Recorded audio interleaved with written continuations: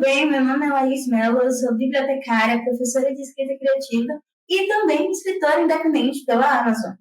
Então, se você chegou até aqui é porque você está junto comigo nessa jornada sobre escrita criativa. E eu espero que você esteja aprendendo muito. Na aula passada, a gente começou a se aprofundar um pouquinho mais sobre a escrita acadêmica e a gente falou muito sobre a escrita do TCC. A gente foi desmembrando cada passo a passo que tem. E hoje, claro, a gente vai falar um pouquinho mais sobre as outras escritas acadêmicas que a gente estava falando das tipologias e acabou não conseguindo falar na aula passada. Por isso, bem-vindos à aula de escrita acadêmica, parte 2. Então, primeiro de tudo, eu queria relembrar para vocês o que é o resumo. O resumo ele é uma síntese de um texto. Geralmente, esse resumo ele vai ser usado para o estudo de algo ou então para uma escrita, para uma leitura mais ágil, mais prática. Muitas das vezes, quando a gente está em uma escrita acadêmica de um artigo ou de um TCC, uma dissertação, o resumo é o que vai ajudar a gente a entender sobre o que é o assunto e se vale a pena ou não a gente realmente ler aquelas não sei quantas páginas de material bruto. Às vezes o resumo é a nossa boia salva-vidas. Na verdade, ele sempre é, mas nesse caso ainda mais. O resumo também ele ajuda no estudo de materiais mais complexos. Não é de hoje que muitos professores na graduação e também no ensino técnico repassam vários materiais para os alunos fazerem resumos ou fichamentos, que é uma outra estratégia de resumo para que eles possam estudar melhor. Ou então colocam provas pesquisáveis onde você só pode usar o resumo em forma de pesquisa. Sabendo disso, olha só o conceito que eu trouxe hoje aqui para a gente trabalhar, entender um pouquinho mais sobre o que é o resumo. O resumo é a síntese de um texto referenciado, podendo ser utilizado como vitrine de um trabalho ou como método de estudo.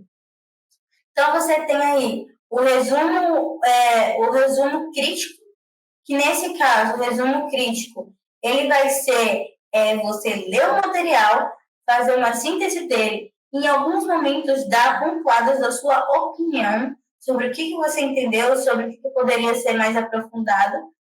E você tem um resumo mais técnico, que é o resumo que vai seguir as normas, geralmente, técnicas da sua instituição ou do seu curso. Aqui eu coloquei para a gente ver a regra da ABNT, NBR 6028, que foi atualizada em 2021. Essa é a norma mais atualizada para os resumos, né, que vão ali em artigos acadêmicos, monografias e tudo mais. Essa é a mais atualizada, mas, claro, tem instituições e revistas que ainda pedem algumas anteriores, porque é mais compatível com a formatação deles. Eu estou colocando aqui a ABNT porque ela geralmente é a padrão, mas dependendo da sua área de conhecimento, de estudo, você vai utilizar MAPA, Vancouver, Chicago, tem várias normas técnicas. Então, é por isso que eu estou dando esse aviso. A gente também tem que ser muito cuidadoso em relação ao resumo que vai servir como uma vitrine para o teu trabalho mais técnico. Por quê? Porque tem passos a ser seguidos. Às vezes você precisa ter uma frase introdutória mais direta e você precisa pontuar mais questões da metodologia e das tonalidades, o que vai ser diferente de um resumo mais crítico, onde tu quer fazer uma síntese e no meio daquilo colocar pequenos pontos que vão te abrir uma interrogação e vai ficar mais fácil de tu conseguir debater aquilo. Por exemplo, já vi professores que, durante o estudo da literatura, pediram para fazerem uma síntese, um resumo crítico do Dom Casmurro. E aí, quando os alunos fazem, eles falam sobre a trajetória de Bentinho até ele se tornar o Dom Casmurro. E aí você tem questões ali, que é com a Capitu, se a Capitu traiu o Bentinho ou não. Isso pode ser um ponto de interrogação que vai ser utilizado pelo aluno para ele compreender melhor a narrativa, os recursos, as técnicas do Machado de Assis em conseguir exprimir toda a autenticidade que a gente encontra em Dom Casmurro. Certo? Certo? Perdão, falei aqui um pouquinho a voz. Continuando, a gente tem aqui a questão da redação.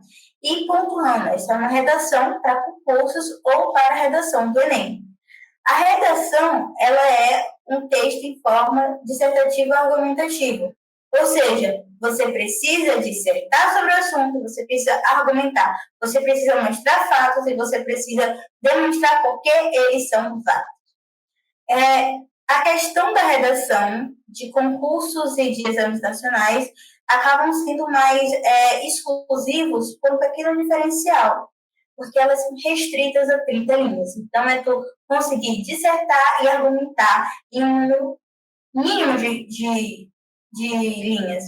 Quanto menos linhas tu conseguir, quanto mais linhas tu conseguir salvar em determinado momento, é o que vai te ajudar a ganhar ou perder pontos. Certo? E aí, aqui eu trouxe para vocês a questão da introdução, do desenvolvimento e da conclusão. Essa parte aqui, eu vou tentar ser o mais explicativo para vocês, aprofundar o máximo que eu conseguir para vocês entenderem, né? Mas, claro, a CUTIV, ela tem também um curso só para redações de concursos do Enem, que pode facilitar também o entendimento. Então, aqui quando eu trago a introdução, eu quero te falar o seguinte. Na introdução, tu vai falar as ideias gerais e os problemas. Então, é importante que antes de tu começar toda a tua redação, tu já tenha uma noção de quais argumentos que tu vai utilizar. Porque nas aulas passadas, algumas aulas atrás, eu usei a citação do Sid Field, que ele fala que escrever é o ato de se perguntar e responder. Então, quando você está falando na redação do concurso, esses problemas que vão aparecer, eles vão ser respondidos através dos argumentos.